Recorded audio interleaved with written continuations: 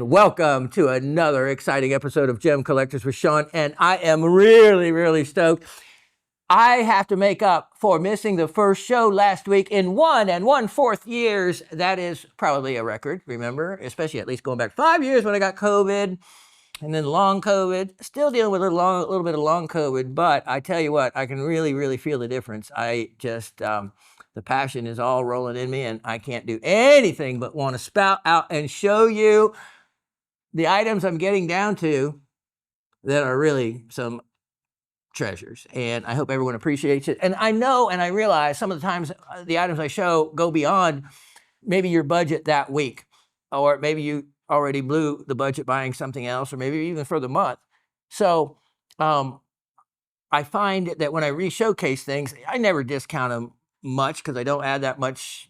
I don't even know value to many of them. Remember, many of them I have had for decades. So, but if I re-showcase things, I always try to give a little bit of additional discount to help it sell, because the more time I spend trying to sell it to you, the less time I have in showing you other items. So, it's always worthwhile to just pay notice to every item, because it might be something that you wanted, I featured before, and it's now less expensive. But in today's show, I doubt if there'll be anything that I show that has been shown before. Wait till you see. Let's get started so we can get to those items. Okay, we have the comments and a few extra ones because of the extra week in between, but we still have a trivia winner going back to the trivia 2 weeks ago. Okay, so from Mr. Anthony in Massachusetts, we have, hello all, the epidote specimen with sphen caught my attention, so I made the call. In other words, I think he bought it. That was that really amazing specimen that had the elongated sphen specimen on crystal. As I'm calling GSN, I'm thinking sphen with epidote, I don't have any. Then as I'm writing this post, I remembered the flat of epidote you mentioned I got a while ago, that you remember I found sphen in some of the specimens along with some needle crystals bridging gaps and bugs. I absolutely do remember. I'm the one that told you to look at those pieces specifically for sphen crystals. They're not large, but they're there. How many people have a specimen that is the primary mineral epidote? They see it and think, okay, it's an epidote specimen, and never get out a 10 power loop. Maybe a 5 power optivisor will work, but the higher power, the more you're going to see, and find everything else that a specimen may have to offer in other bonus minerals. Those also help determine origin, all kinds of fun things. And yes, those epidotes do have, if yours are like mine, and I very much regret selling the flat to you and the other flat. I sold my flats. You know who's got still hers? Yeah, the Raven. Yeah. She was smart enough to buy a couple flats with her own money, and she won't have anything to do with sharing them now. You sold yours. The value to those, the guy needed money. He was more of a rocking dealer years ago. Can't find any deals like that. So yes, Mr. Anthony, I had already told you to look at those, and you did have sphen with epidote, but nothing quite as large as that specimen. So, and those little clear crystals, if your little crystals that are bridging the gaps are clear, I still haven't exactly figured out what they are. They look like a beryl. I don't believe they're quartz. I am not exactly sure, which is kind of unusual, but I will figure it out because I know exactly the ones you're talking about. On the trivia, so the questions were, what mineral shown is a lead carbonate? That should be easy for everybody. We cover the carbonates pretty well. The answer being cerussite. Yeah, depending on where you put the accent, it could be cerussite or cerussite or anywhere like that, it's acceptable. Second question was, what makes phoitite tourmaline unique? And boy, I had a great conversation, email with Miss Barbara regarding phoitite. I like to wake everybody's brains up sometimes.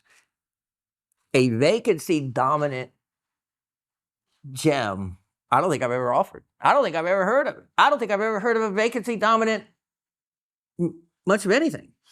In the tourmaline series, that's why it's easy to make up and say, oh, it's a titanium tourmaline, so it's brilliant and beautiful. Or you could just about pick any element more of, let's say the common elements and insert it into the word tourmaline and be somewhat right and make it sound like it's something unique, wonderful, different. Don't fall for that. Don't fall for that. Understand tourmaline and understand what part of the formula makes it a tourmaline and just how common some of the highly touted other elements associated with tourmaline actually are. You probably have a titanium tourmaline already in your collection and didn't even know it. And,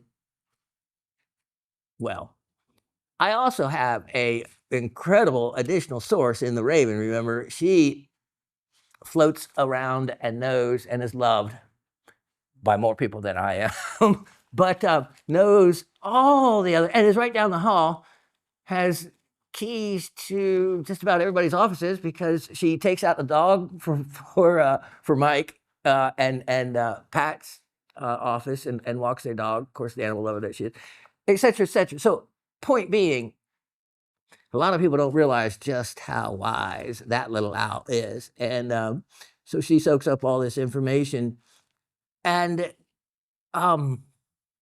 knows that a lot of different things,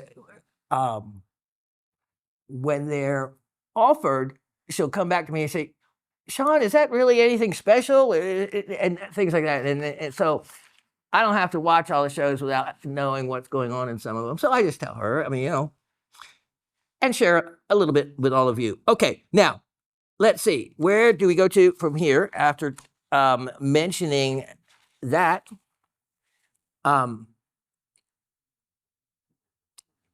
Mr. Anthony gets all three of the trivia questions correct. Cerussite, Fortite is a vacancy-dominant member of the tourmaline group, and iron, because that third question, which I failed to read, was what element affects aquamarine's color? Answer being iron, and it is an Fe2 plus to Fe3 plus is all it takes to drive off the green that I love.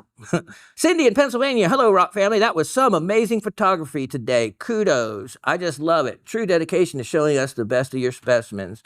And that would go to Asif and Chuck for their abilities there. As well as new minerals for us. Exceptional. Trivia. Cerussite. Number 2, vacancy-dominant Fortite has no sodium, lead, calcium, or potassium. Heat treating changes the iron valence in aquamarine, affecting the color from green, blue to blue. I hope we all have a wonderful week. Cindy in South Central Pennsylvania. 2 weeks till the local rock club show. Woohoo! Yes, ma'am. Just don't spend all your money there. Penny and Mahali from Quebec. Hello, Shawn, the very lovely Raven, amazing GSN crew, and fellow rock hounds. I hope this finds everyone well. Trivia. Cerussite. Vacant position. See, everyone's going to know so much about chemistry by the time we're done. And I love it. I love it. No sodium, potassium, calcium, or lead to start element. And when you look at the formula, you'll see that there's supposed to be a combination of the two there. And in Fortite, there isn't, which is really bizarre. Does that mean, this is an excellent question.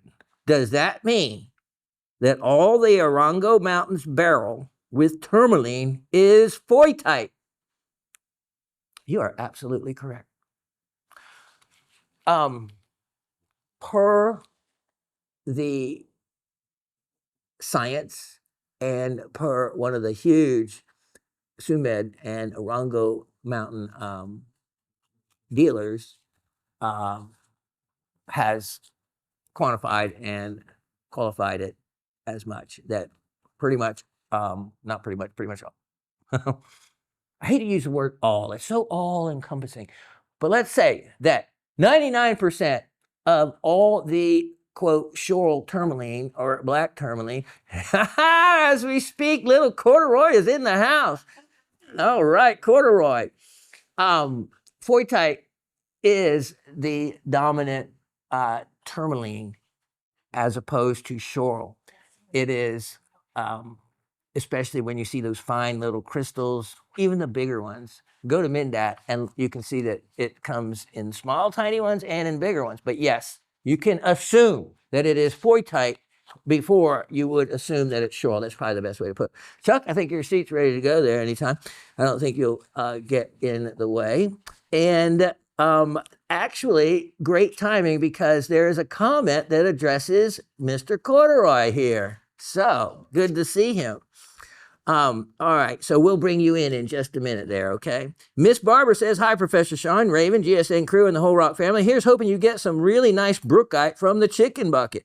Lately, I've seen wonderful brookite crystals coming from the Balakistan for sale, which look like cola colored transparent fan blades. Hard to believe this is the same formula as rutile and anatase, all so different. Yeah, absolutely. I sold here in this show some of the Balakistan brookite in quartz, and it does look exactly like it she described, if any of you remember those specimens. I think one of the geeks was considering the foytite and beryl specimen. It's interesting how different varieties of tourmaline stack on top of each other. The shoral with blue hair that caught my attention at Tucson had furry foytite only as the cap or termination. Cool. Sent you a picture on a separate cover. And that's exactly, so I'll go on. As to the trivia, cerussite, lead carbonate, love it in the snowflake form. Foytite is a vacancy-dominant tourmaline, having no atom at the X position in its formula. Fe plus 3, or 3 plus, ions cause the yellow, which appears green and aquamarine, and should be left natural because of its warm hue. I agree with that. I think your tree with the first blooms of spring are redbud, and yeah, they are. The delicate little pink flowers that spring directly from the bark and heart-shaped leaves in the summer are indicative of this perky East Coast tree. Glad to hear you are getting out a bit more and finally getting past the confines of long COVID. That gold better watch out. Shawn is coming for you. Enjoy the coming of spring. Oh, Miss Barbara from Brooklyn. And yes, you are absolutely right. And I just had a discussion with some other people regarding treasures and regarding going and finding with my metal detector who knows what may be at that house site, including the eroded chimney.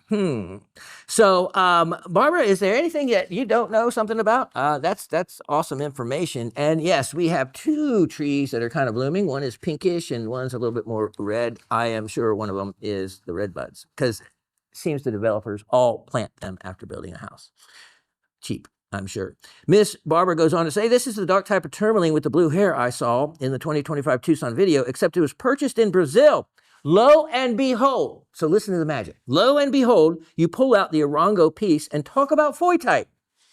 It's new to me, so I look it up, and this was the first photo. The buyer thought he had discovered something brand new, so I sent him to Mindat and foytite. It's wonderful how we cross-pollinate and learn from each other. Thanks.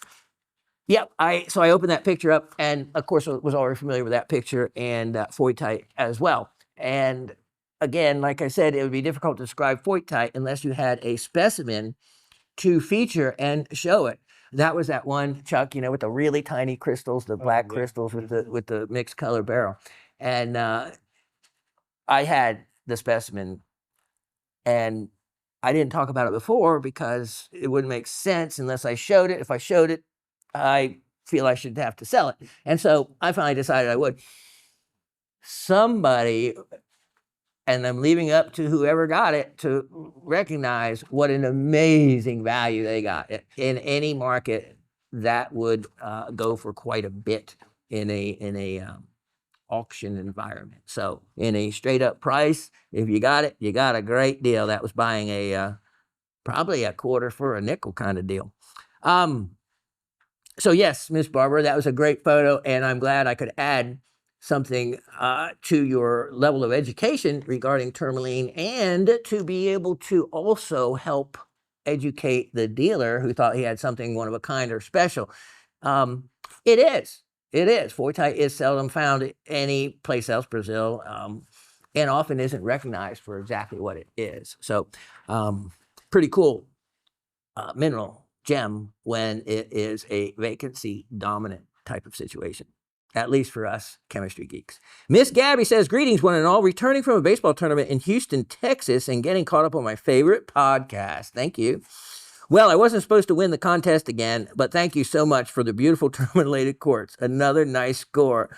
Well, if you win it, Miss Gabby. And yes, okay, so she goes on to say, she goes, wasn't able to watch on time, so I missed out on a couple of items, including the foytite specimen. So it sounds like somebody did get a big congrats to whoever got that. Absolutely. And if you want to let me know, that was one of my special specimens. I would like to know kind of where it ended up, but you don't have to disclose that if you don't want to. But believe me, yeah, I was buying a quarter for a nickel. It's like one of those, okay, go find another one to do a price comparison. There isn't another one. You put it up in one of those fancy mineral auctions, and the price on that, since they love multicolored um, beryl with the foytite and quartz with it, yeah, it would run up a lot. Okay, Miss Gabby goes on to say, a big congrats to whoever got that. But the crocoite crystal was still there. Going to display it next to a specimen of same I have. Listen to what she says next. This loose crystal, now she's talking about the one that she already has. If you remember, the crocoite was that stunning orangish red mineral that was a single crystal that was, I even had the date 1976, where I paid $15 for it. That was when I was making $1.75 an hour at the rock shop. So that was a lot of money to pay for it. In a big way. So I'm glad you got it, Miss Gabby, especially since I did discount it from the price I had it at before. So if I was going to discount it for anybody, I'm glad it was you or one of all of you that really appreciate and love and understand the value to specimens. It's good to know. And if our secret mineral collector, all I know is he's from Pennsylvania, got the foytite, then congrats. You certainly know how to spot a bargain, as you did with your other purchases on the rutile, etc. Okay, so Miss Gabby goes on to say, but the crocoite crystal was still there. Going to display it next to a specimen of same I have. This loose crystal is about half again the length of the longest crystal on mine and 2 to 3 times as thick. Just love that color. So that's where the money and value comes in the crocoite. You can get specimens with all these thin little beautiful crystals. It looks like just a bunch of pins in going every different which direction.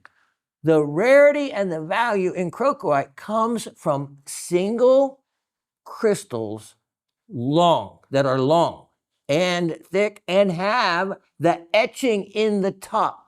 That is indicative of a particular level or particular point of the mine that they found these etched crystals, using it often as a method to date how old they are. So in so many discoveries, many times the fine material is discovered first somehow.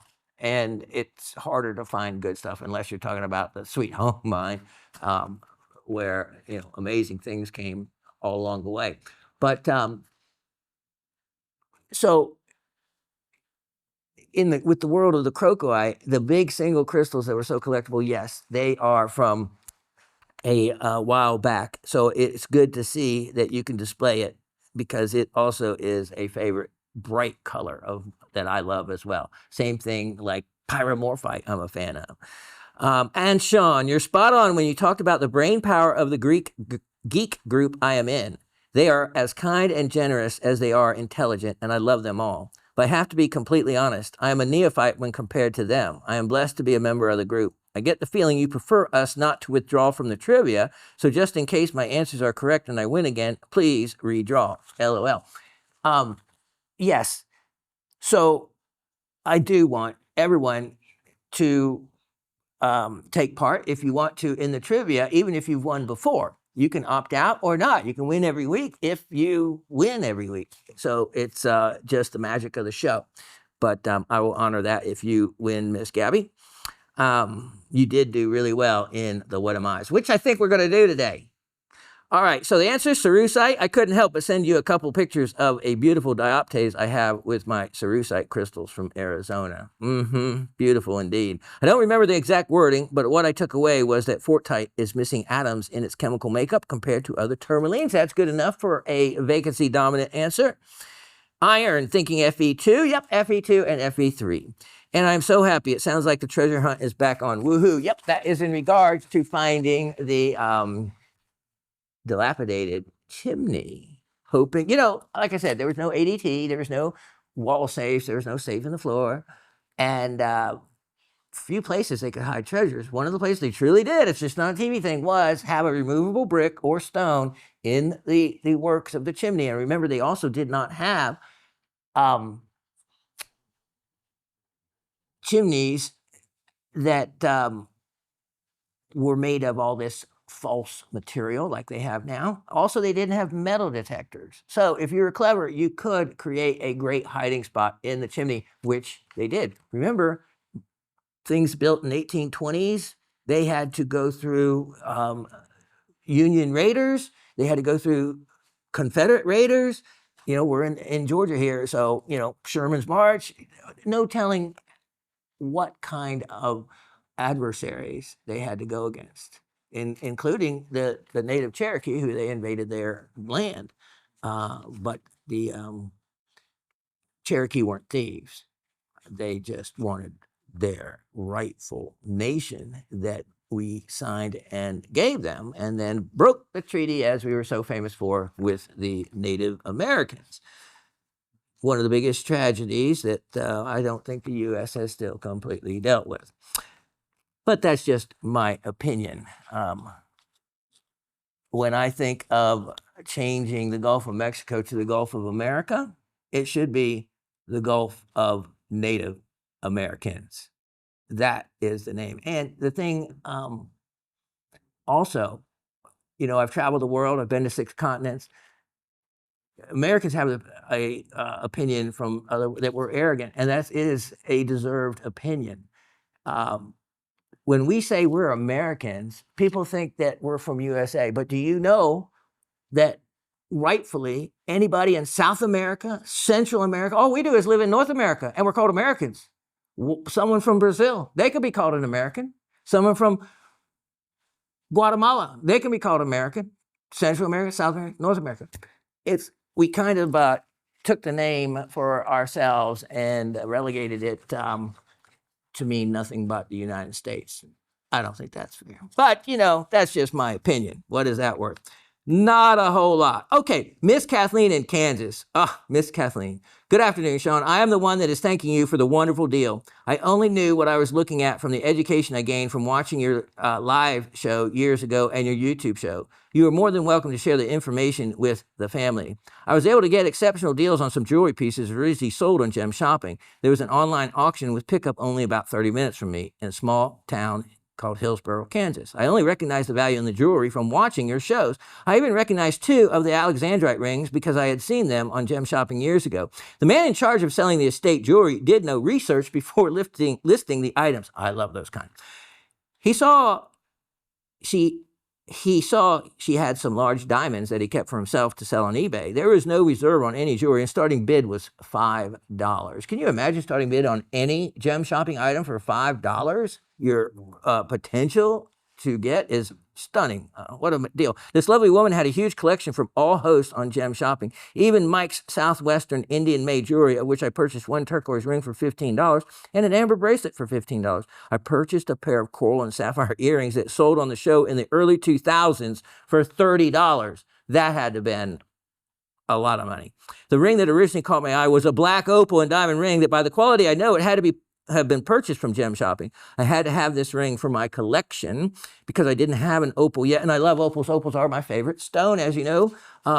Miss Kathleen, it's my mom's birthstone and my son's birthstone, and no 2 opals ever look alike. I took special opal cutting lessons at the age of 14. I purchased the opal ring for $310. I purchased a large morganite necklace for around $175. This was just to have a morganite for my collection. The 2 Alexandrite and diamond rings sold together, and I purchased them for $300. 2 Alexandrite rings. Wow. I'll give you $350. I gave them to my mother as they are her birthstone. She absolutely loves them and wears them daily. These will come back to me when she passes. Wow, that was so kind.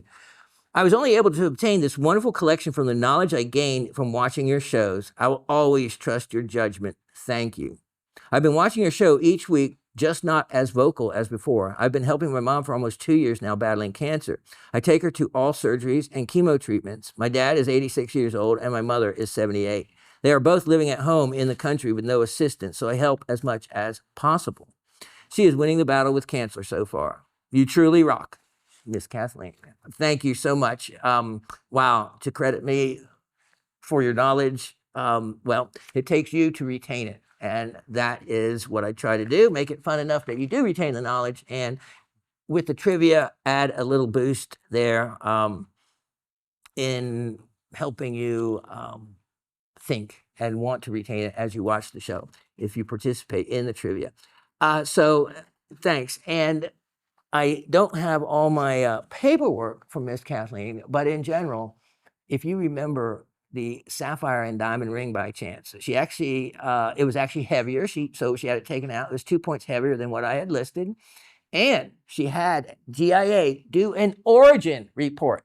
She bought this ring, I think it was about $1,500. It was a 2.76 carat, I think, or so.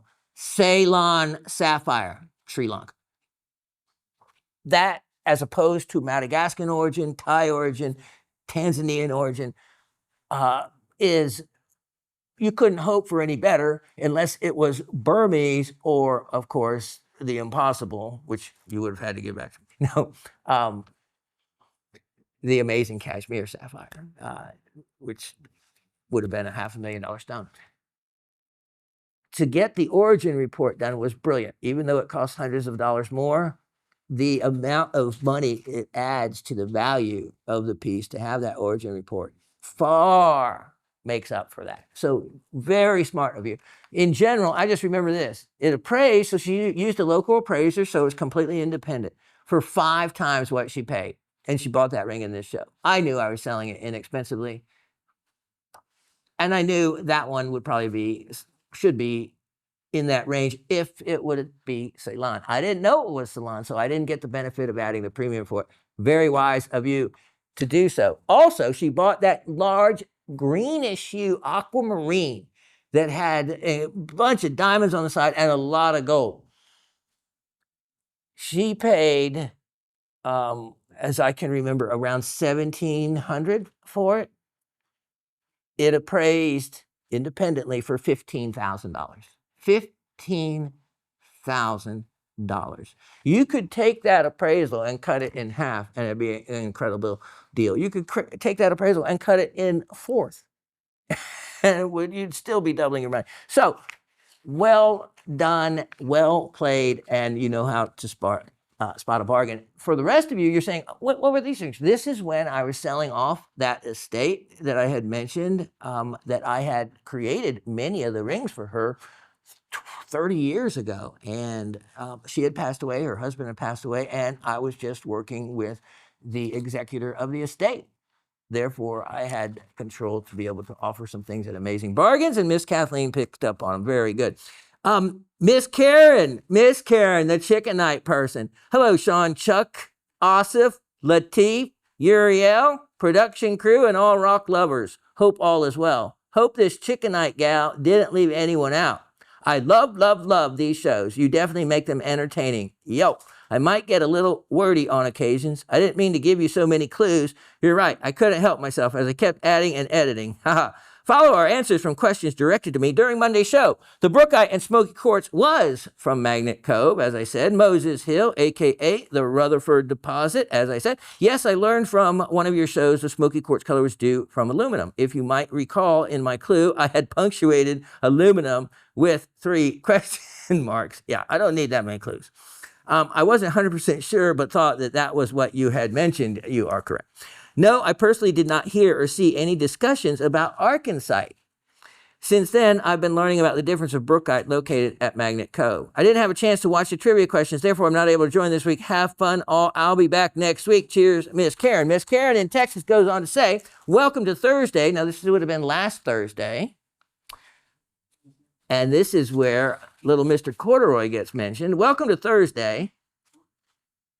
Yeah, and if his mama wants to record this part, because Corduroy's in the house, and we're going to do something exciting here after I get through a moment.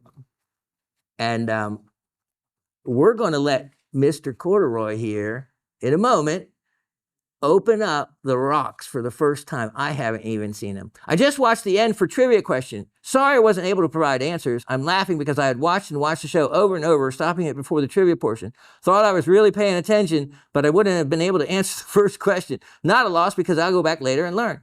Anyway, I want to let you know that the sadly Magnet Cove mine will not be open any longer. The last public dig was March 1st. The property owners are developing the land, believe they are building a home. And yes, I'm very lucky to be close enough to travel to the quartz mines. Oh, I only brought home a small bucket on the last trip, hence the reason I didn't share as many from that date. I think you'll find I sent enough from the other dates to share some with Chuck's son, Corduroy. I would like this very much. Your choice on cleaning beforehand or not. Until next time, Miss Karen in Texas. Okay, we're going to bring Mr. Corduroy up here in just a moment. But first, Miss Karen in Texas, you wanted some information on the Dewey Rose mine, and I got this directly from the miner himself, Mr. Chet. Shawn, the location is Dewey Rose with just one E in Dewey. Dewey Rose is the nearest town to the amethyst site. I dug there in the 1990s. A local forester reported finding small amethyst crystals on the surface at a recent clear cut, and a few people started to dig small holes there. We came in and dug a bit more, and we located the vein.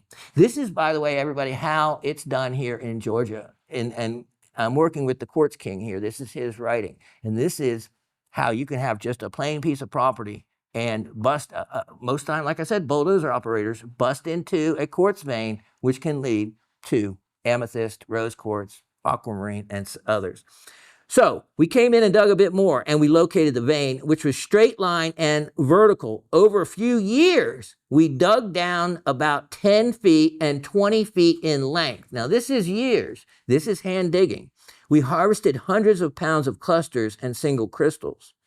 The best piece we found is on permanent display in the Tellus Museum in Cartersville, which is an amazing local, southeast mineral and science museum.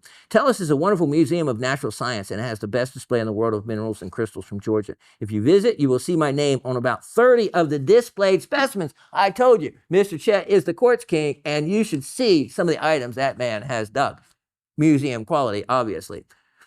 The dig was going well, so at an expense, we brought in some other equipment. Alas, the ramped up dig did not turn out well. So remember, you always think that, oh man, you know, they're lucky, they're hitting it big. Well, they're spending money, time, and effort as well. We dug in both directions of the straight line vein, and we dug deeper. In every case, the vein played out within 1 to 3 feet. We followed it several feet further in both directions, but no more crystals appeared, and the crystals also dissipated with depth. Bottom line is that there is nothing more to be found at that site. If I would have known all this, probably would have kept that specimen that I sold to you. Very, very bright to get it. Regarding the inclusions, I have assumed that they formed as a result of coating on the crystal, which got covered by later deposition of quartz. The process is the same as what would form a phantom crystal. Later, the coating dissolved away, leaving the air spaces. That's just my armchair geologicizing. Okay, so Chet pulled one over on me. Chet is actually, he's older than I am. He's a retired neuroscience professor from UGA, University of Georgia. This guy has got more brain cells in his brain that, well, sometimes he's the nutty professor. And he watches this show, so he's going to hear me call him that, but he knows exactly what I'm talking about. Actually, the Raven has a word for him when he gets that way. She says, oh, well, it's his Chetness.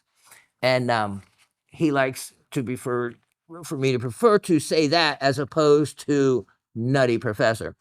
So the crystals dissipated with depth. Okay, regarding the inclusions, we got to that. Armchair I still can't say it. Didn't really know what happened. Mr. Chet, dated February 2025. So, that's it. That's the man that knows everything about that Dewey Rose amethyst and taught me a lot about it as well. All right, so we had, I think everybody got the answers right. We are going to now announce the winner of the trivia and show you what you have won. Winner this week is Miss Penny and Mahali in Quebec. Let's show them what they won. This is a wonderful, neat item that we can iris down a little bit on. Both bloodstone. Both bloodstone. And Free. free. Yep. They are free. Look at this. So that is cool. That is cool. We got Latif over there, I hear. Hey, so right there, bloodstone, of course, with the natural green and the red specks that get its color, and an obelisk. If it looks like the Washington Monument, that's what they are called, an obelisk, both in bloodstone. So for the metaphysical crowd, that is a great combination between the magical power of the obelisk and, of course, this you can use any way you want. So congratulations there to Miss Penny. I'll put those up, and then we're going to be right back with Mr. Corduroy. As promised, we have our youngest rock pup. Before long, it'll be Rockhound here, and perfect timing because Miss Karen in Texas wished for Corduroy to have a specimen. And Miss Karen, I just this morning picked this box up from shipping. And in order to make sure, it's not like something great value, like a ring you're returning or anything. So it all gets opened up, under watchful eyes and cameras. And it was funny because I knew it was in there. And it's like, oh, it's like Charlie Brown. Oh, I got a rock. For me, it's like, oh, I got a rock. This is great. Well, here's the box of rocks, and here is the wonderful Corduroy. If none of you have met him before, he is Chuck and Linda's son, and they're brilliant because he's homeschooled. They're also the ones I got the chicken eggs from I talked about. And, I used to have chickens and pheasants and quail, so I've got a little bit of eccentricity going on with me too. So this guy is homeschooled, and why he is so smart. And he is getting to do something that no other child would get to do, and that is to be on TV and to get to open rocks. And he even brought a rock of his own that we are going to look at. So, Mr. Corduroy, this was the bag that was in the top. So I'm just going to set it aside because I want you to reach in this box and pull out one of the wrapped up. I haven't seen any of this. So let's see. Let's see what we can find. Pull out one of the wrapped up little packages. Okay. Wow, that's a good one. And you can unwrap that and let's see what we have. What do you have? Now this, Miss Karen actually mined this herself in a place in Arkansas called Magnet Cove. And she didn't clean any of them up. This is the way most rocks are found before they are cleaned up. Open up the bag and let's see what that is. And then your dad can zoom in on it. Keep going. Yep. I'm sure you've opened a sandwich bag before. Okay. Do I take them out? Yeah, let's see what we have. Okay, let's put them in the light right up here. Right up here. Wow. I got another one. You got another one? Let's see that too. Okay, put that up there. Then let me grab one and you can open it. And then when we get a few up there, we'll look at them together. Okay, go ahead and open that one for me.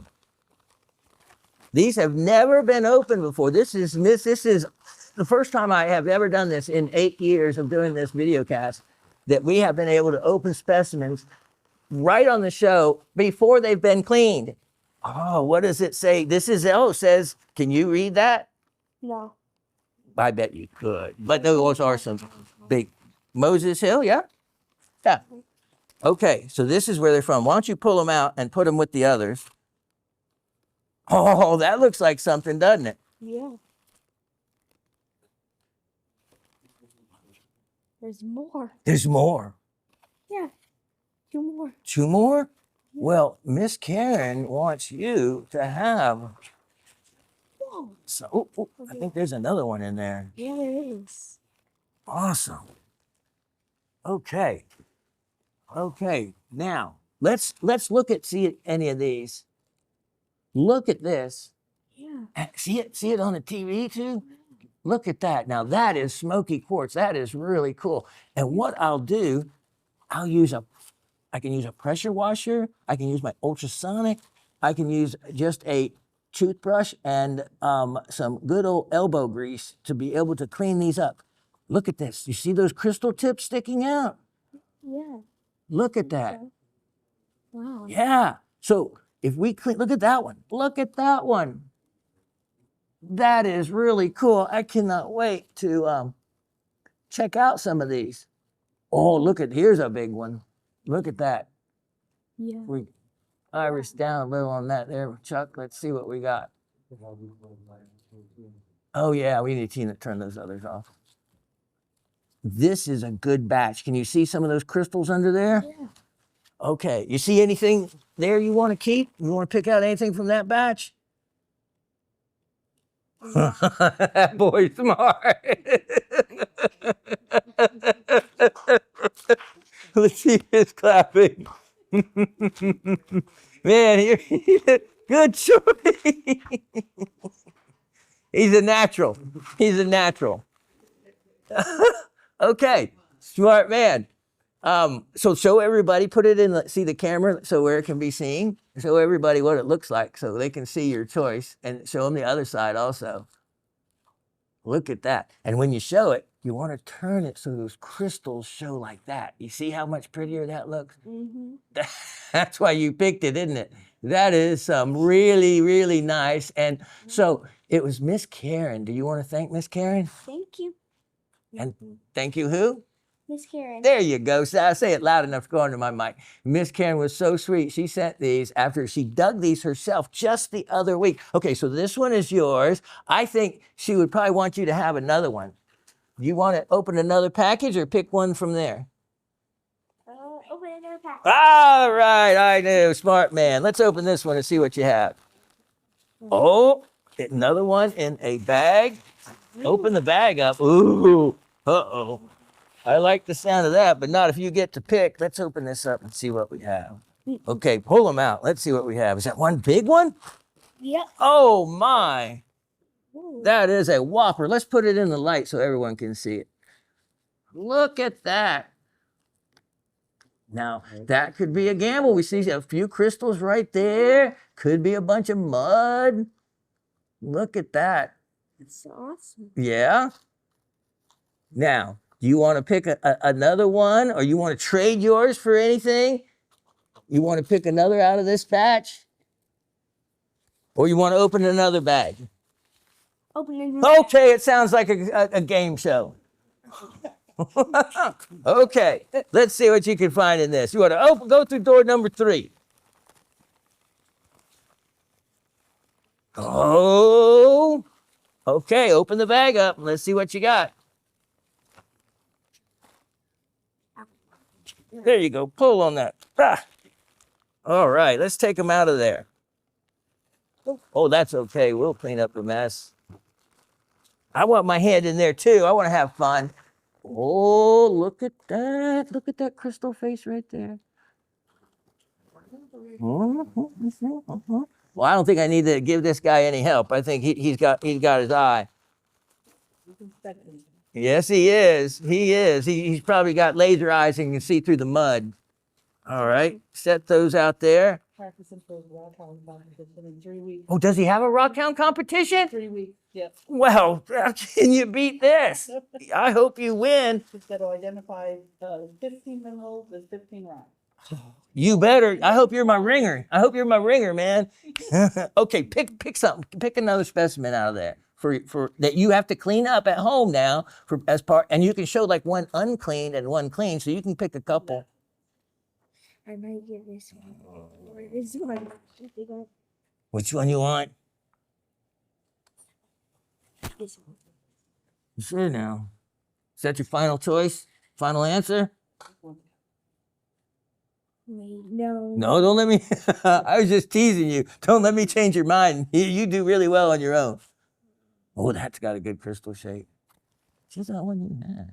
Oh.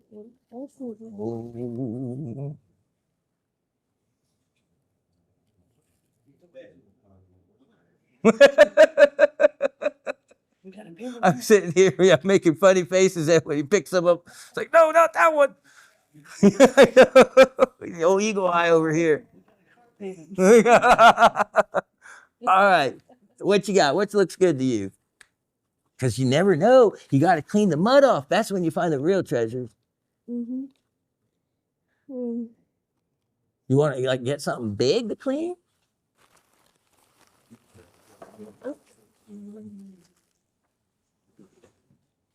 Oh, I don't blame you. Look at everybody. This guy needs none of my help. I would love to see this cleaned up. It looks like it has brookite. Wow. Wow. What? I tell you what, he is a natural. And now, what do you have to show me?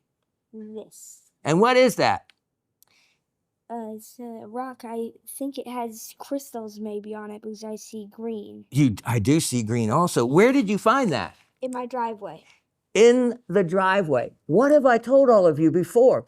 Remember the peach moonstones that I sold and had and tumbled? They came out of well, at the time I lived on a dirt road. So the driveway was concrete, but the dirt road crushing it right in front of me.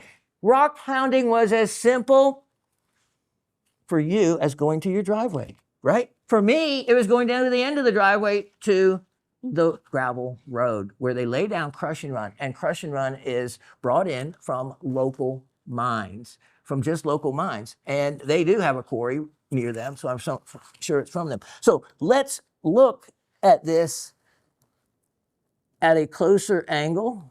And then let's see what he found because look at this. Okay. Now, you can see that would stand out. And he said, oh, look it right there. Okay, and he said that it was not like the rest of the crush and run. So what we're going to do first on this, because I see something, let's put it in the dark. So we'll keep the camera on the chickenite right there, which is really, by the way, everybody, brookite and smoky quartz. So I got that right, and you can see a crystal right there. I cannot wait to clean this material. Let's look down here for a moment. Let's see. This is to check for fluorescence. If anything glows in the dark. Nothing really glowing in the dark, but what we have, I can tell right on the exterior here, this is part granite. This is actually, yeah. So if you look at this, and you guys may recognize it, think of this polished. What does it remind you of? It reminds me of modern countertops. You just said that. Countertops. Exactly. That's exactly what it is. This is the material that you so often see used in countertops. You have the mica, you have the feldspar, and you have the quartz. Those three together make up granite. Have you heard of granite? Yes. Yes. What is the big granite mountain called that you see around Atlanta? The big mountain. You remember the mountain? It's called what it is. It's a big stone, so it's called what? Stone Mountain. Yes, Stone Mountain, which is basically a huge granite monolith. And on Stone Mountain, I've walked up that mountain, and if it wasn't illegal, there are tourmaline crystals, shoal tourmaline crystals right there, inches long. There is all kinds of minerals that you can spot on the mountain. So you can recognize this as Miss Linda did, as exactly, she said the word the same time I did, a countertop. And that is exactly where they get this material. Because as you can see, it's banded. So you can see there's a band of that material here that they work with. Then below it, these are quartz crystals. These are straight up quartz crystals. And that is an amazing find. So you have found granite, a layer of granite with actual crystallized quartz, not just massive quartz. So in the granite, there's feldspar, and the little sparkly things are mica. Well done. Well done. Now, with that said, it's perfect timing. This is not for sale, but Latif, pull up item number 125-3425. This is the piece 125-3425 that I have talked about, that I found myself at Cochrane. It's an old barrel mine from World War II. And I had this and used it as a reflector for years in backing out of the mountain home I lived in. It worked great because I put it next to the base of a tree, and I could always tell this is the largest mica crystal I have ever seen, certainly that I have ever found. Look at this. This is, yeah, it keeps going and going and going. You can see the hexagonal shape to it. look at the size of this piece of mica. Now, you can see by my hand how big that is. That is giant. This is a mica is a great conservator of energy. So they would make windows out of mica in the Arctic, and because it's thin and you can see through it. See this piece? This piece just peeled right off the back. And let's see. Look at this. See these layers? Yep, that's on his Look list. at that. That's on his list. Is it on his list to have? Mica? Mica biotite is on his list. Mica? Biotite or muscovite? Mica biotite. Well, that's not often found. Mica biotite is the black, darker mica. This is muscovite mica, which is the common mica found. And you see how I peeled that off? And look, you can see my fingers behind it? Yeah. You can see my fingers on the TV behind it? And that's how why they could make windows out of it before they could get glass, or in places that glass wasn't available, but mica was. And so you could use this to shave as a mirror. You could use it for a window. And this is a present from me to you off of my personal largest mica crystal ever found. And I personally mined and found that. So add that to your presents today that you have come away with, and we hope you win the rock contest or your test on rocks and the end of this month. And if you need any other help in your quest in learning rocks and minerals, make sure that you come to your dad or your mom, because they have a good connection. And you know what? You could be the next host of this show one day, you know? Because I can tell right now, you know how to pick the good stuff. Mm-hmm. Well done. That's a beautiful smile you have, and I have enjoyed hosting with you, sir. Thank you. Thank you, Mr. Corduroy. And now I'm going to clean up our mess we made. Okay. See everybody back in a minute. Yep, that is Shawn imitating a bear eating a fish. Here we go. It's the only one I have. And, you know, when I looked at this, I said, that looks like Dalmatian jasper. I looked up Dalmatian jasper. Of course, it's not a true jasper, as most jaspers aren't. They like to call things that are jasper that aren't jasper. But it works, and it is the name used in the retail market. So anyway, only one I have, and fantastic, fantastic tiger eye, as you can see, and $32 like the rest of them were. Okay, so that is the only animal we're going to be showcasing today. If you were waiting around to see animals, you go back and watch the last couple of shows, because there's probably some, because there were multiples, maybe some left over. I am going to show you something stunning. 125, 48, 25. 125, 48, 25. Now, being the garnet lover that I am, and being my birthstone, you know, that's why you're seeing some neat garnet pieces. This is one that really takes the cake for me and probably ranks right up there in my top favorite varieties of garnet. And let me show you. Let me show you this. Look at this. When have you ever seen garnet in that kind of color? Oops, sorry about that. This is a amazing specimen. This is old. I have had this from early on, when this material was first kind of making the market. And I bought a flat of it. I sold off a lot of it, and I wished I had every piece of it back. This, compared to others you might see in the market, is remarkable for a couple reasons. And one of them being the secondary mineral that you see. And I wonder, of course, you're probably reading the descriptions. Other than that, it would be, I would like to have known if anybody knew what these other crystals are. Yes, the gooseberry color garnets, they're easy to pick out. They are the rosolite grossular. And it is pretty much found only in the one area.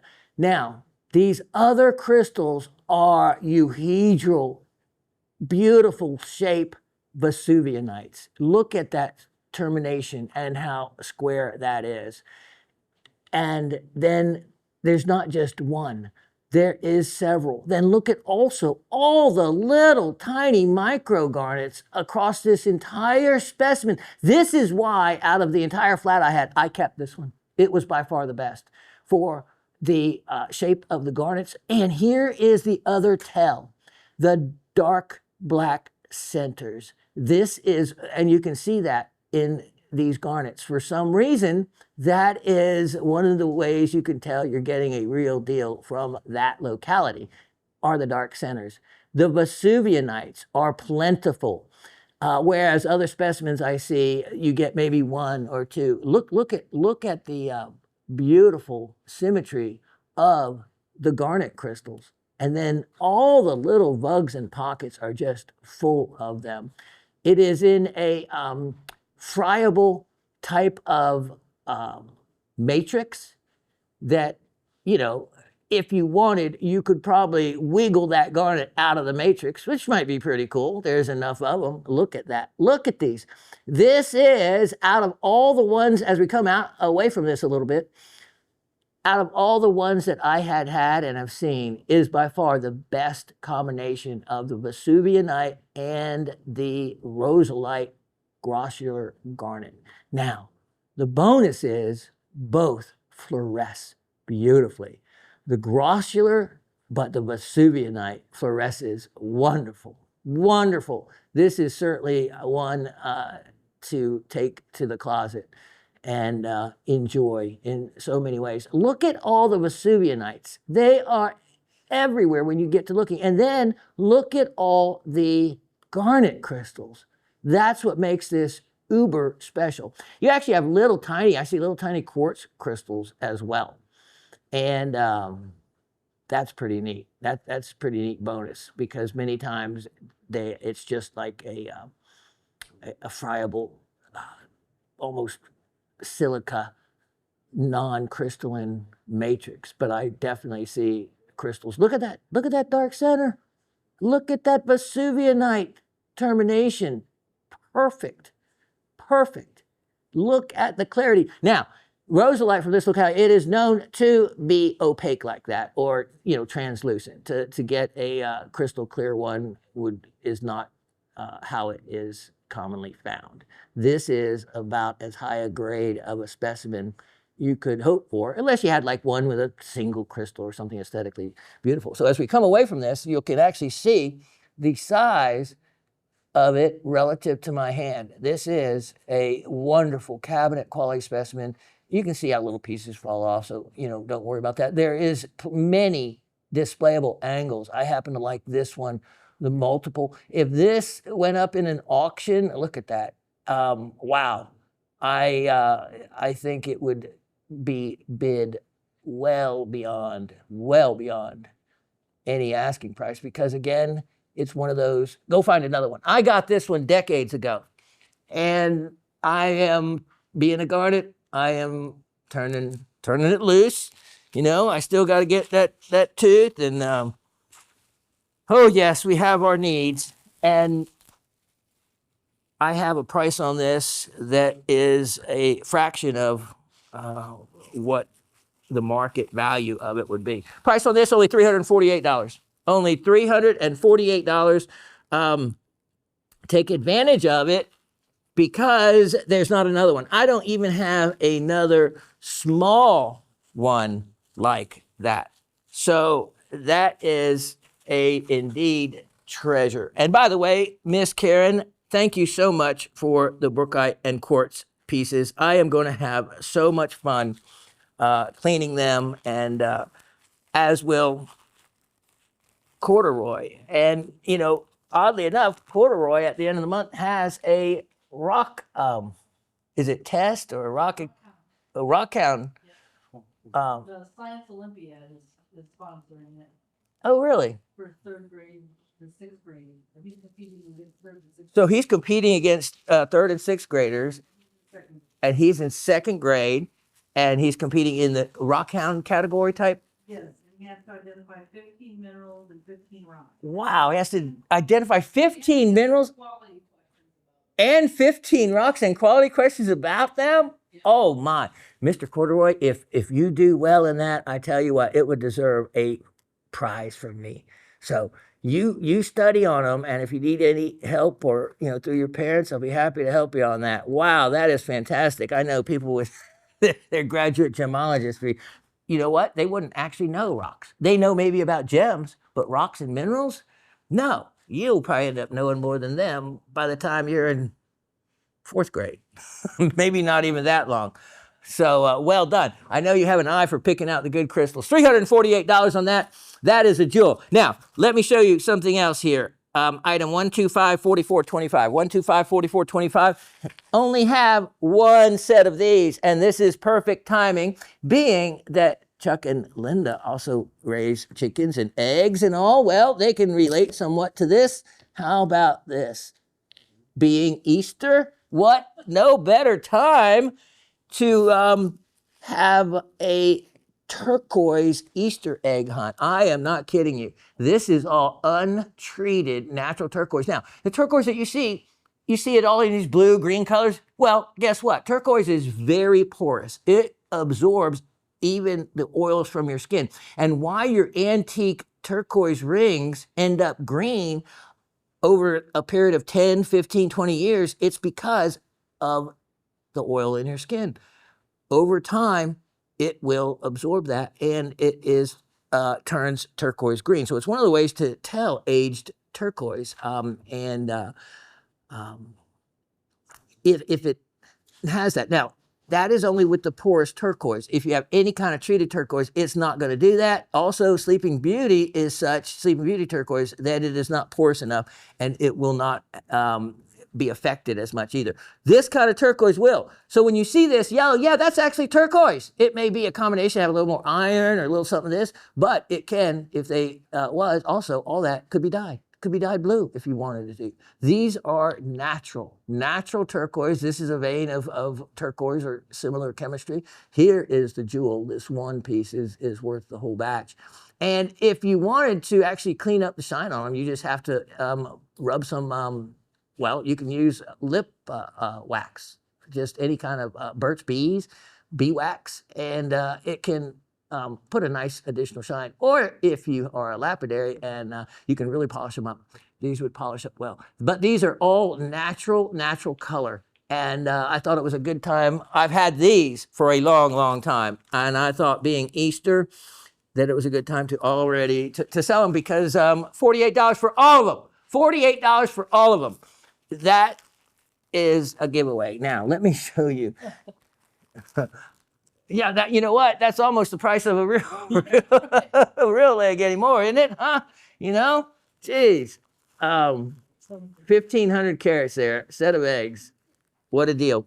Now, what I have next is something I can assure most all of you have not ever seen.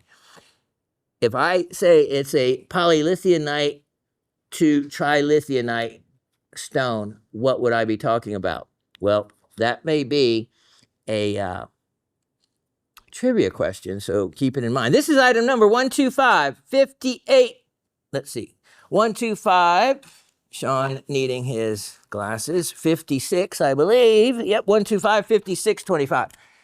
And what I'm going to show you is something you have not ever had the pleasure of enjoying, this level of quality. This is the new name given to a well-known mineral, polylithionite, trilithionite. Yep. Other words, lepidolite. We have known this as lepidolite. This is, what is this, Corduroy? What does it look like? Amethyst. Oh, you are so right. It does look purple and amethyst. But if it looks like it has layers on the side and flaky, see that? And reflection like that, what does it look like now? Does it look like something that you just saw? What is it called? Except it's pink. There you go, mica. It's mica. You got close enough. It is mica, muscovite, being one variety. This variety is called lepidolite. It is a lithium-rich type of mica, giving it that purple color. Now, look at the evenness and the symmetry. You see the 6 sides to the hexagonal shape? Well, there's something extra special about this because if you can see it, there's a phantom of another crystal. And you can see that right there. This not only is one of the most transparent, if it wasn't so soft, it is facet grade quality. Let me backlight this and show that to you. Look at this piece. Look at that. And let's kill the kicker there for a minute. Let's get total darkness in here so we can really show everybody. Look at that. And wow, that is stunning. And that is an amazing, amazing color. And yeah, isn't that cool? Look at, then you can see the phantom really well inside of this. You can see the other hexagonal crystal form. Now, let me show you. Of course, you can see that easily enough. And then let's turn this around and look at it from this side. Now, what I want to show you from this side, look at how well defined that is. Also, you can see there was another crystal that had enjoined it at one point in its growth, as you can see by that sharp angle. But you can see, look at that. Now there, you can see this one right there, okay? So picture where it is here. If we flip this around, it actually moves a little bit due to the direction that the other crystal was growing at the time. All right, now we'll bring the lights up and finish showing you a remarkable quality in a lepidolite, of course, which is not accepted. Yep, it's polylithionite dash trilithionite. Say that a few times. You also have some extra, it looks like feldspar. The other cool thing is this is a floater crystal. There is no place that is recognizable, or that I can tell, where this contacted another specimen, or that it was peeled off. Muscovite will peel easily. Lepidolite, you see this, how closely bonded this is? This does not peel like muscovite, even though it is a phyllosilicate. So that is, and this is very thick for this type of crystal. Now, the only place is Virgem da Lapa in Brazil, and that means Virgin of the Flame. Virgin of the Flame. How it got that name would take a little more research if you want to do so, but that's certainly one of the only localities to produce this level and quality of lepidolite. This is a remarkably rare specimen, and give you another little showcasing of the backlighting with a different wavelength of light. Really cool. It is a really beautiful color, a stunningly beautiful color. Price on this, it's one of a kind type of material. And I have it at a bargain, This one, it's only, let me make sure I don't want, yep, $228. Only $228. And that is a real jewel. And I tell you what, I'll even throw in a stand. Cheapskate Shawn, who seldom throws in stands because everything's such a bargain, I can't even afford to do so. But let me show you. Yeah, it needs something. It needs a stand. So I'll include a stand with it, and even for the same price. How's that? All right. Let me clean this up for a minute, and I'll be right back. This is something that could be on the cover of a magazine, and there's similar specimens have been. And I remember always wishing, wow, I wish I had a specimen like that. Well, I have one. You can have one, because I am sharing these at a bargain relative to the value. Look at that. Look at that. Not only do you have malachite in many different crystalline forms, including fibrous malachite crystals, more of the banded malachite, let me get my pointer, as you see down here. So it really has it all going on. Then the azurite, look at how large the azurite crystals are in some of these. Beautiful, beautiful size, beautiful color. Look at that. Look at that. Vug just lined with those azurite crystals. And as we turn this specimen, it just keeps giving and giving as far as beauty goes. You probably have some hematite in here, some type of iron ore. Look at the crystals along here. Look at every little bug. And look at this, it just goes and goes. And I did not even try to clean this up any. In other words, if you just took something and dusted it off, you could come up with an even brighter look if you wanted. Look at that. There's a little spray of malachite. This is a real showpiece. The clash or the composition of the two colors, beautiful, beautiful, beautiful, beautiful stuff. Okay, price on this, as I said, a remarkable opportunity because this easily $200, $300, $400. Look at this in my hand. Look at the size of that. They would call that a miniature cabinet specimen. Price on this, how about $78? Only $78.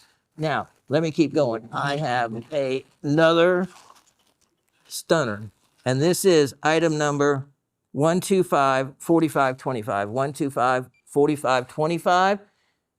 And let me see one moment because this might display well in a stand. Doesn't mean I'll give it to you though. I'm just saying you could go and find something nice for this and spend a couple bucks. Check this out. Look at this as it keeps going and going. Wow, this is remarkable. And so, of course, Raven loved the specimen. She loves fluorite. And of course, I wouldn't tell her directly what this was. And she got it on her third answer, well, not a guess. And she said, it's phthalate. And I said, well done, well done.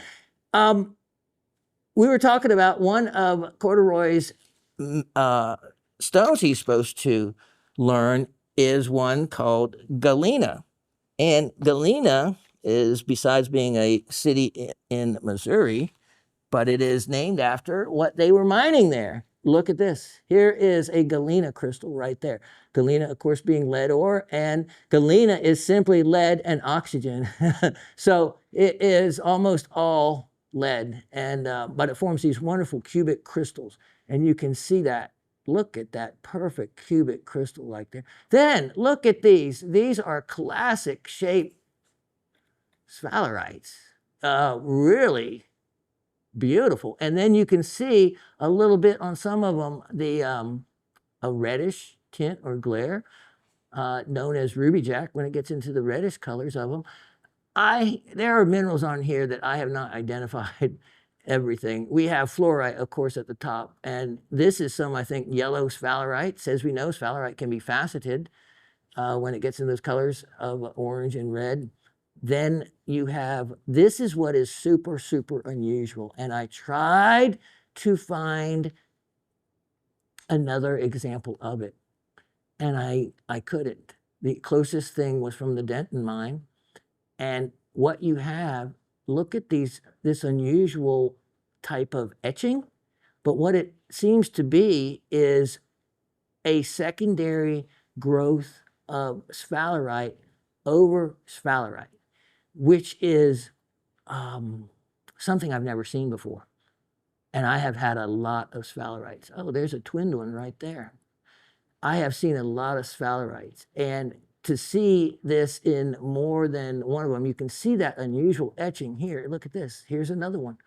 There's plenty, there's a lot of these. I got to look at this secondary. The secondary growth is of a yellowish, clearer, translucent type of sphalerite over the older. So this is a multi-generational specimen with 2 timelines for the crystalline growth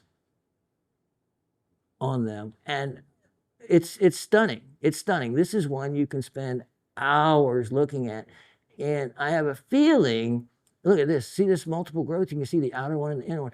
I have a feeling that I am not doing this specimen justice for the rarity and the uniqueness involved.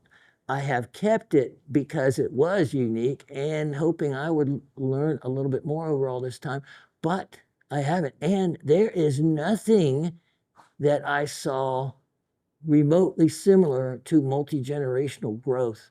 You can see right here it is again. There's another layer over the sphalerite. I'm assuming, which of course is a dangerous word to use, that it is sphalerite on sphalerite. Look at the unique etching though. It really throws me off with those perfect circular holes, not holes, but partial. Look at that. See that? That is in so many of these crystals. In the original layer and in the secondary layer.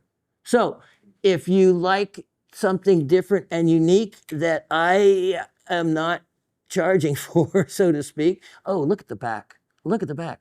Here is what could be a clue as to the second generational growth. You have a lot more of just the yellowish sphalerites, which probably formed after. But then look at all these fluorites.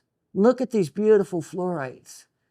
So this specimen is another that I wonder, look at that. You have galena that I wonder, I didn't see any exact place where it was connected. I can't imagine this big piece was a floater. Look at all the fluorites through here. This is look at this. Look at the fluorites mixed. Stunning. It gets more stunning the longer I look at it, but the longer I look at it, the more I want to keep it and figure it out, because I think there is a lot of value in this piece that I am not asking for. The Denton Mine, Illinois. Who would have thought? Anyway, price on this most unique piece is wow, yeah, $258. $258. In an auction, that would go twice, 3 times, who knows what. In an auction with someone writing up exactly what they know, all this is going on, that piece with fluorite, from where it's from, I've seen pieces like this without the fanciness I just showed you or the multi-generational growth going for $800 and $900. So take advantage of it. You will have something that I won't anymore, and that if you figure it all out, it's probably a very valuable piece. Item 125, 4225. 125, 4225. Look at this. So speaking of bloodstone, which we were earlier, here is a really neat, interesting bloodstone kind of display specimen. Look at this. It's polished on 2 sides. It has felt on the bottom. The whole thing, look at that. If you took a saw and started sawing up slices of it, it would be worth what I'm asking. But look at that nice polished finish. You know, a slice this way and a slice that way, you'd have 2 nice polished slabs that you could display, and then use the rest to carve or whatever else you might want to. But this is just has a little nick out. Anyway, this is an estate piece. I know in the area in India that it is found, the Morbi district, price on this whole piece is only, believe it or not, $24. $24. Now, let me show you something. Ooh la la. 125, 47, 25. 125, 47, 25. I came across this and I did a double wow. For me, when it comes to gems and minerals, that's a lot to get a double wow in finding something from my own collection that I had forgotten about, let's say. Check this guy out. Look at that.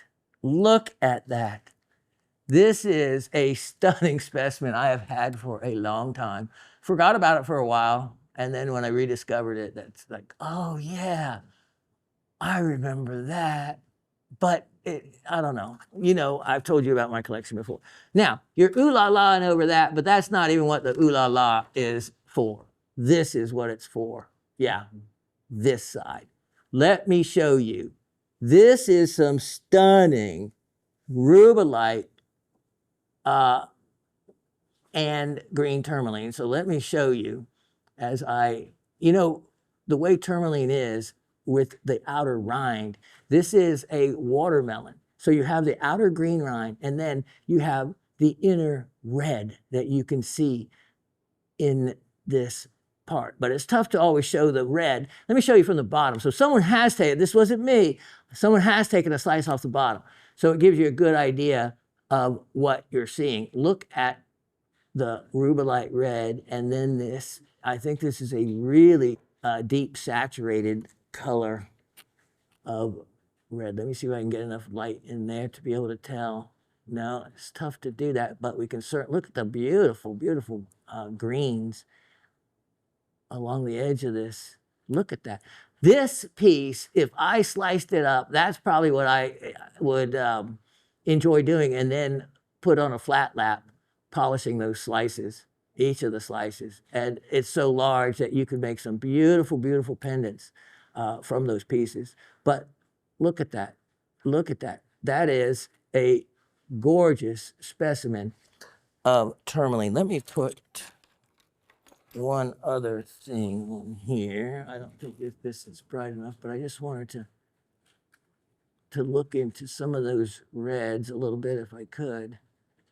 This is a amazing specimen. And if you look at this, you can see that there is growth here. So it's not like the entire piece is just broken. There's some additional growth here. It's almost, could be like it ran out of room, but it's just a stunning specimen of multi-crystalline growth in a watermelon habit. And it shows that really well. You could clean up all this red, can be removed with the right type of preparation easily. So you can see that's just a really pretty specimen, and I have a very inexpensive opportunity on this for the weight that it is. I offer that for only $148. $148. That is something few would have. Now, I am going to show you this piece now before I run out of time. This is a museum quality item. And I don't know. When I was able to obtain this a good number of years back, my jaw dropped. It's item 125. 3625, 125, 3625. This is from the Sumed mine. And if you haven't realized by now, I collect and have had many different Orongo and Namibian specimens, including rare ones like the Foytite last week. And what I'm getting ready to show you is along those same lines for rarity. And remember, with the Sumed mine closed, and when you see the delicateness of parts of this, you're going to wonder how in the world it ever survived. Let me show you something you have never seen before. Check this out. And if we can iris down quickly, there we go. Look at this piece. Look at this. This is Namibian Cuprian aragonite. Cuprian aragonite. That is aragonite with copper in it. Now, there is also chalcanthite.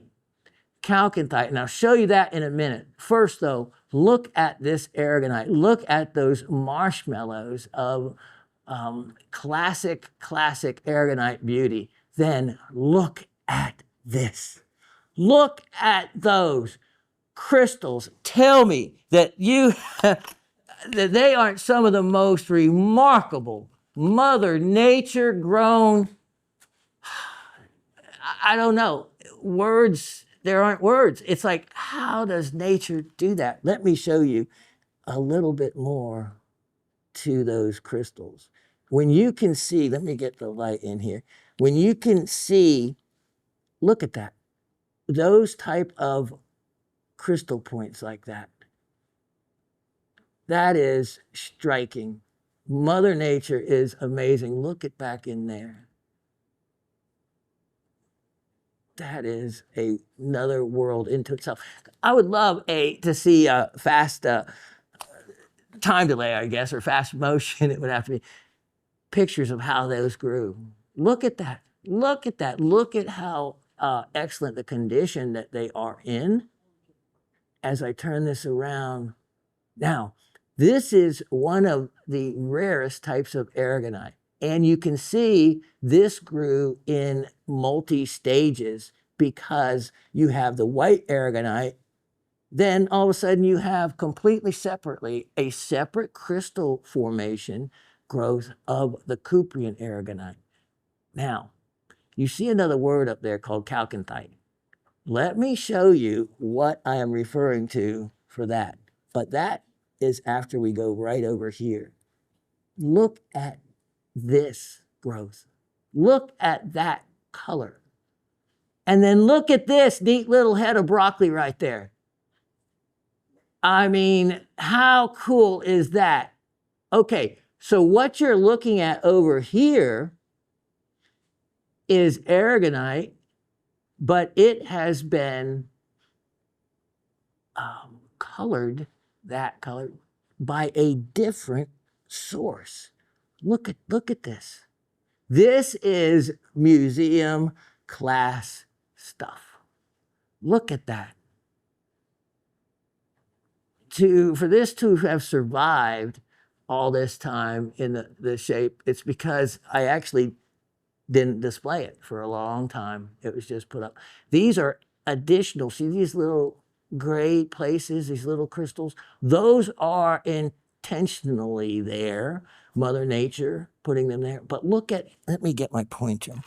Look at those extra little round formations on the end of the other crystals. This is a world unto its own, but wait, there's more. You're saying, no, there can't be more. Oh yeah, look at this. Let me make sure I grab it in the right places. Here's the chalcanthite that colors that group. Look at this down here. Look at this. And chalcanthite is a unique mineral. And in the form of aragonite, it creates rosettes. And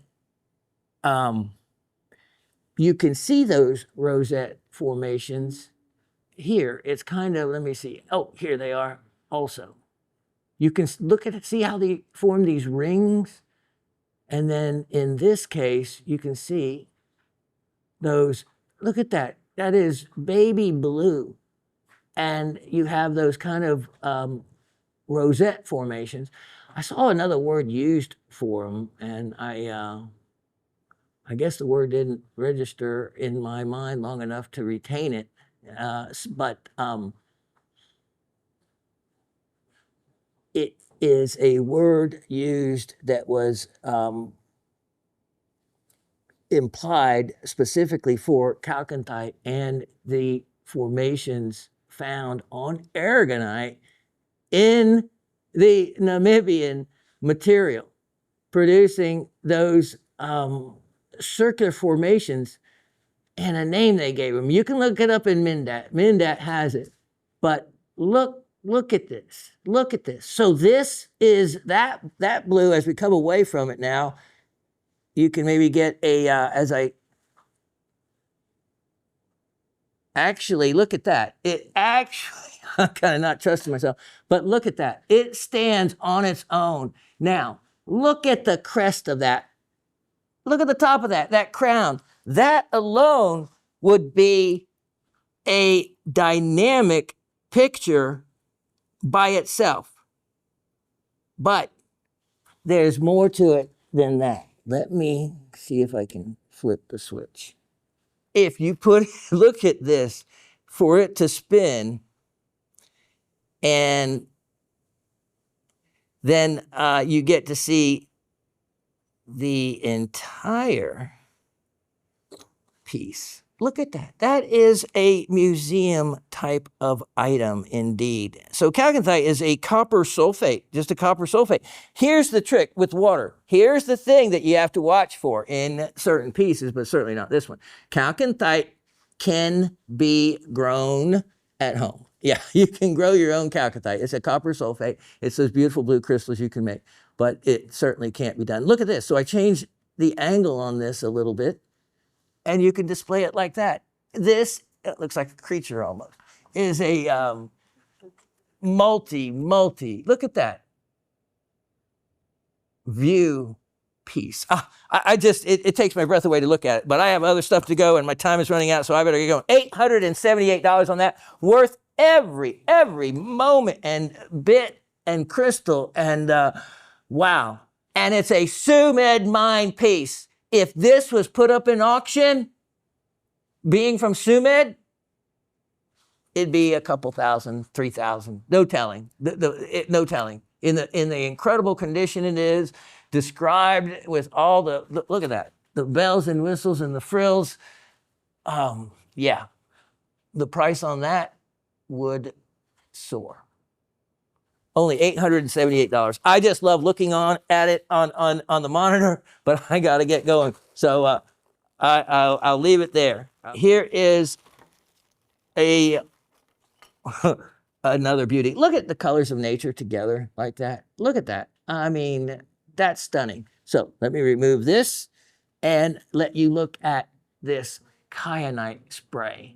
This kyanite, of course, everyone can find kyanite here in the South. You can find it in your backyard, as I did in an apartment complex I lived right off of Holcomb Bridge, Jimmy Carter Boulevard. I lived in a complex after I had to move out and get my divorce. I was all bummed out and sad. I had my little boy, he was like 4 years old at the time, and I wanted to go rock hunting, but we couldn't go anywhere that day. It was like bad weather or something. So I walked down to the little creek behind their apartment complex. Creek wasn't any bigger than 2 foot wide, an inch deep, and lo and behold, the universe knew what I needed to find, and there were about inch-long kyanite crystals laying right there for me to pick up. Kyanite doesn't have a high specific gravity, so it can float just on their top or near, gravel pools. And the neat thing, kyanite often will fluoresce red. That's one way you can tell you have kyanite. A spray like this is most unusual. You have also some lepidolite mica on the outside. You have some muscovite mica right there as well. And you have, look at this, a beautiful, beautiful garnet. Probably a combination of spessartine and it's a mixed garnet. It's not just almandine or not just pyrope. It's what they call part of the garnet group, because it's really difficult to tell. So many of the garnets intermingle. But look at these wonderful, wonderful crystals. This makes look at, even in there, this makes a wonderful, wonderful specimen because of that spray. Look at that. That is what's attractive, and even from that angle, you can see there were big crystals that laid across it that way, and across the bottom. So either side is beautiful. And I have this undervalued, but I price everything, something for everybody in a price range that is affordable. $38. $38. That has well beyond a $38 look. Item number 1253725. 1253725. All right, let's go to Petoskey, Michigan. If I went to Petoskey, Michigan, and I said to you, what would I find for a rock in Petoskey, Michigan? Well, if someone asked me that, I'd say I found a hexagonary percarinata. And someone else would probably say, you found what? Hexagonary percarinata, a fossil. This is 350 million years old. And for those of you that have watched my show long enough into the live show, I used to offer and sell these all the time. This is one that I had kept because I particularly liked this one. All of them are the fossils This is a great top, and you can see why they call it hexagonaria. Hexagon, you can see roughly the hexagon shape to these. These are turned into fossils, and it tells you that Lake Michigan, where Petoskey, Michigan is, used to be an area where coral beds were. It is due to plate tectonics and the shifting of all the land masses around the Earth, that once areas that were once tropical are now not, etc. Well, when the glaciers came down, they scraped up all the material, scraped up the old coral beds, rounded, tumbled them in the process, and you can go along the edges of Lake Michigan and pick up specimens like this. These happen to be varnished and polished and varnished, and they make great little, well, whatever you want to make out of them. But here, look at the base. You can see the base is coral as well. Look at those coral fossils right there, as that is also. Anyway, only have one of these, and I have it priced at a deal, $48. Only $48 on that guy, and this makes a great item to set other items along the base and for display. Just a beautiful, what is it kind of item. I'm going to show you 125, 31, 25, 125, 31, 25. I have never shown what I'm getting ready to show you before. For one thing, I have not shown many scepters, period.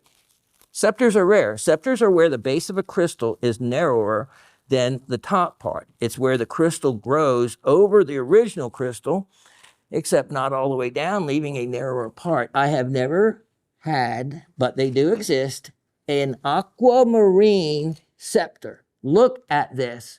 Here is a, look at that. See, so you see the 6 sides to this crystal, correct? And you can actually follow the crystal. It just happens to have a bunch of stuff that decided to grow on this one side. The 6 sides. Then you can see the additional growth, again, with the other material going on it, of the aquamarine that grew over the original crystal and continued to grow as a scepter. Now, you have Clevelandite feldspar, which is your bladed feldspar that you see with pieces like this, and you have lepidolite mica, which is going to be the pearly type of material. Now, I could take a flat blade and this feldspar material will actually scrape off when it's like that. You're welcome to do that. I could probably pop that one off right there. Clean it up, but you're getting it just the way I got it. You can, that's just part of what so many specimens go through. Many times you don't realize what a beautiful tourmaline crystal looked like before it has been prepped by professionals, and they basically like will remove much of the outside that's not aesthetic, and the buyer really never knows that. Here is a rarity. Just as the way it came out of the ground, you have a very well-defined scepter look with the additions of these other wonderful minerals. I have, look at that. Is that, yeah, that's inside there. So there's a probably tantalite. Yeah, there's a group, looks like of tantalite crystals in there.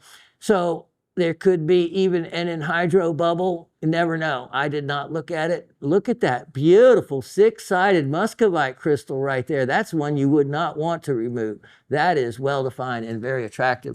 Price on this, I have so many things to get to, so I got to get hustling here.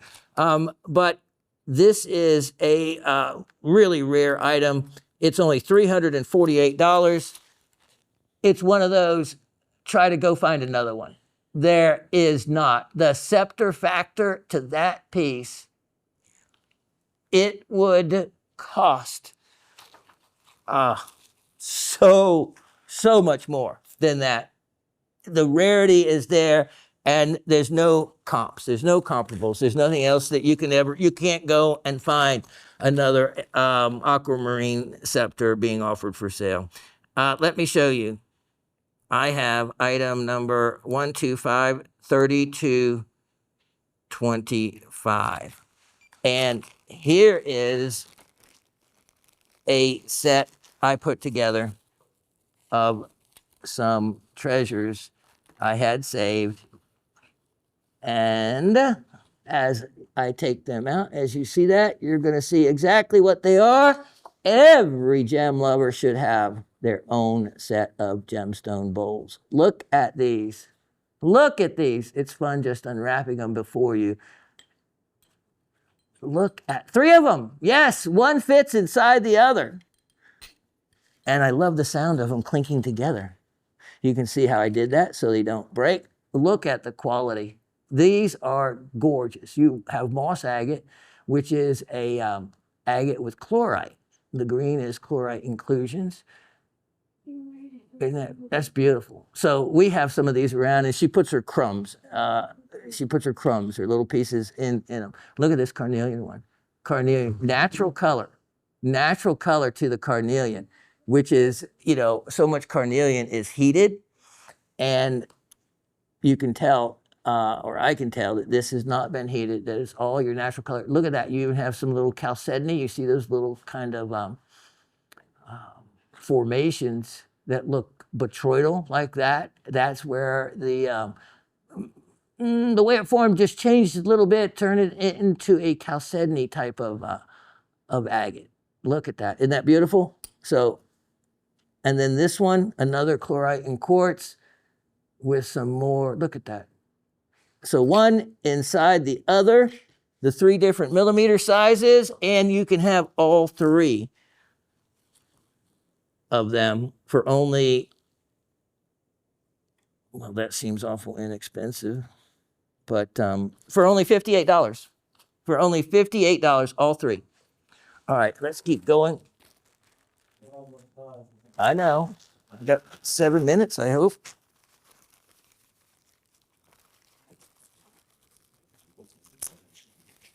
Look at this. Here is another keeper, especially if you do not have one in your collection. It is item number 1253525. And wow, look at that. Look at that. I'll show you the calmest side first. Here we go.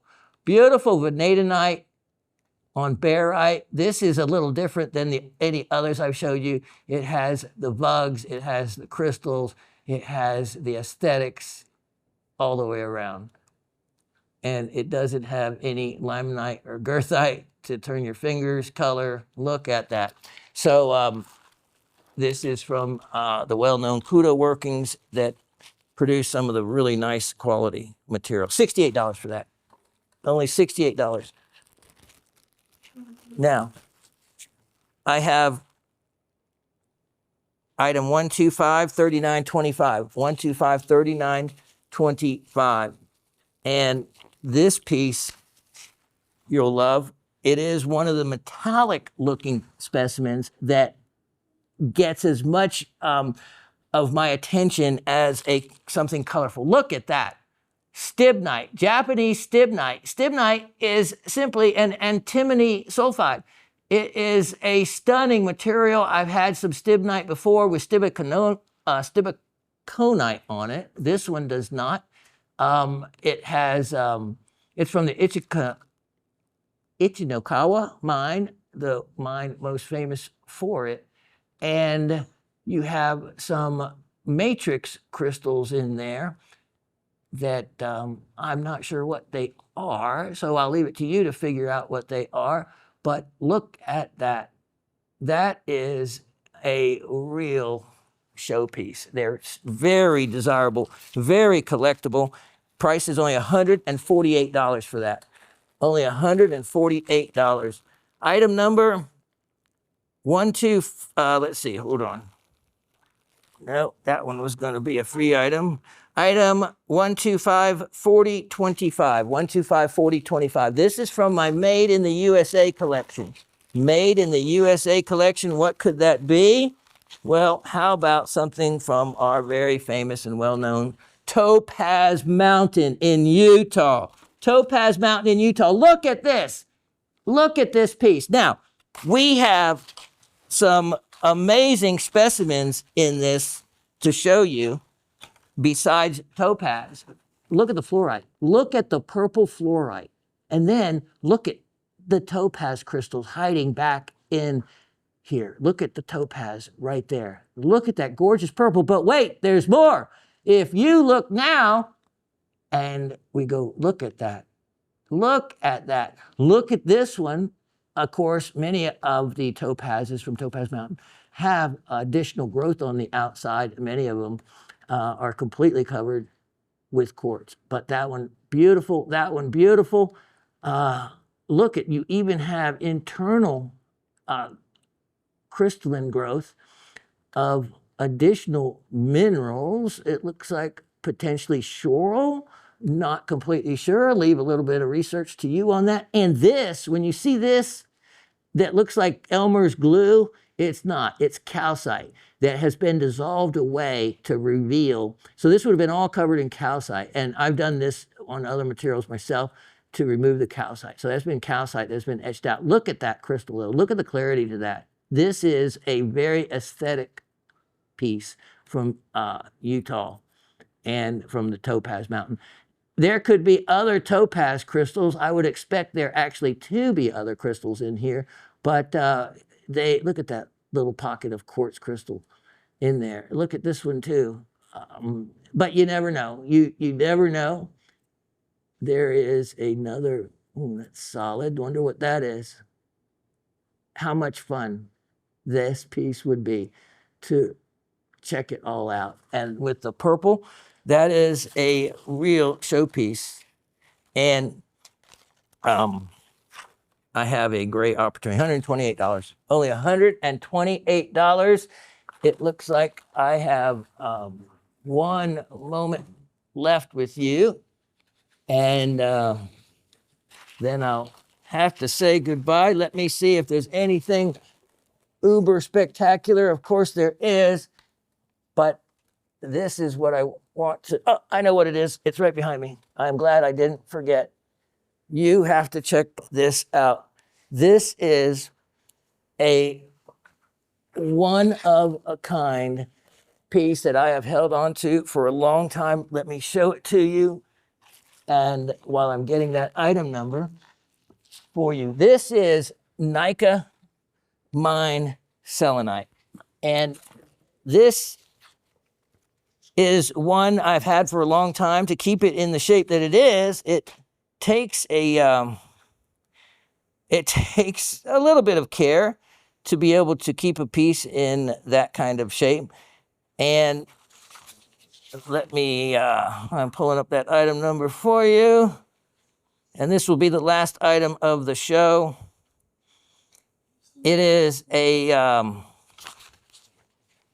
oh, I have here, I have the fancy box I put it in, which was needed. And of course, which I don't see at the moment. One moment here. So this would be, what do you have? Yeah. Great. Good job. Thank you, Mr. Chuck. Okay, here we go. Item number. Yeah, that was because it fell off. That item that fell, that's why I couldn't find it. I didn't know what fell. Item number 125-4325. 125-4325. This had a big fragile box for it, but it's not as fragile as it actually looks. Look at this. Look at that stunning Nika mine crystal of selenite. This is selenite. This is, of course, the Nika mine is the well-known mine with the Cave of Swords and the mine with the 13-meter, basically 40-foot long crystals of selenite that are 3 and 4 feet in diameter. This is from that deposit. This is remarkable. I would give anything to have been one to go down in the mine like the scientists got to do. Look at, there's everything from twin in here to outstanding. Very, very little dings or damage, which is easy to happen with selenite. This piece is a true showpiece for selenite. Selenite, given that name because of its reflection looking like the moon, you can see in a crystal just like right there. Look at the multiple classic growths that you see that selenite is so well known for. And this single large crystal with the perfect termination. Let's look all the way at the top. Look at that. Perfect termination. that is rare, remarkable, and stunning. That is a great item to finish the show on with a great price to go with it. And something like that, again, because of its the nature of it, it commands a large opportunity. In auctions, it's rare. It sells for a lot of money. Sells for a lot of money. I have this specially priced right now for only the magic number of $778. $778. And if you're familiar with that material, that's a bargain. If you're not familiar with it, then it might sound expensive, but look at the size of this. Look at the size. That is a cabinet quality, cabinet size collector specimen that you do not get to see offered very often. Look at that. Look at that. All right, and with that, that's the last item of the show. Here's the important part I just forgot to mention. No repairs. No repairs. On a specimen like this, buyer beware. Many times, and this goes, across all the crystal specimens I show you, repairs are not uncommon. In other words, a big crystal like this might break off. They will very carefully and expertly reattach it. It should be disclosed when you're purchasing a specimen, but it is so often not. In a specimen like this is one of the ones that they would do a repair on in the event that something happened. I happen to know no repairs, all original. This is going to be around. Look at that nice solid matrix base to it. Going to be around for a long time. All right, and with that, I'll be back with what am I? Okay, no need in seeing me. All you need to see are the what am I's and see how well you do. So let's start off left to right. Here we have this crystal. Here we have this crystal. Pay attention to the shape and the termination and the color. That's number one. Number two, take a look. What is the blue crystal? And then what, for extra credit, what is the mineral surrounding the blue crystal? Looking at this, what am I? What is the blue-green material? What is the other material with it? Look at this jewel. Look at this. Now, again, this is one you pay attention to the crystal form. I shouldn't be giving any hints. And the crystal shape and relative color should help with giving you the right answer. And I was just going to, there we go, backlight it a little bit. The next one, you can see this one. You look for the color. There's also some crystalline lines in the piece, and it is facet grade. It is a peachy type of color and known as a gemstone. What am I? Now look at this next one. This is one, and by the way, most of the items you see here will be available for sale next week after we're done. So I will backlight this one for you. What am I? And then the last one is this one. What am I? Okay, there you go. Now, hopefully many of you will do well, but remember, there's no such thing as guessing. They're all answers based on the level of knowledge that you have. And, everyone does well enough. And I'm proud of all of you at doing that. So hope you enjoyed the show. I enjoyed, Miss Karen, your wonderful, wonderful, and generous items that you shared and that I got to share with Mr. Corduroy. And I will enjoy the week cleaning them. And I will bring back what I find from after I clean them up and prep them the way I like to. So everyone can look forward to that, and I really do appreciate that. So hope you enjoyed the show. A little short, but we'll make up for it another day, and hopefully some of those specimens have made up for it as well. Happy St. Patty's Day to all of you. I know by the time you see this, it will have passed, but still, hope you eat the right things for good luck. What is it? Corned beef and also some greens. Yeah, greens. Corned beef and greens. That's the way they do it in the South. Cabbage. Yeah, cabbage. Yeah. So happy St. Pat's Day.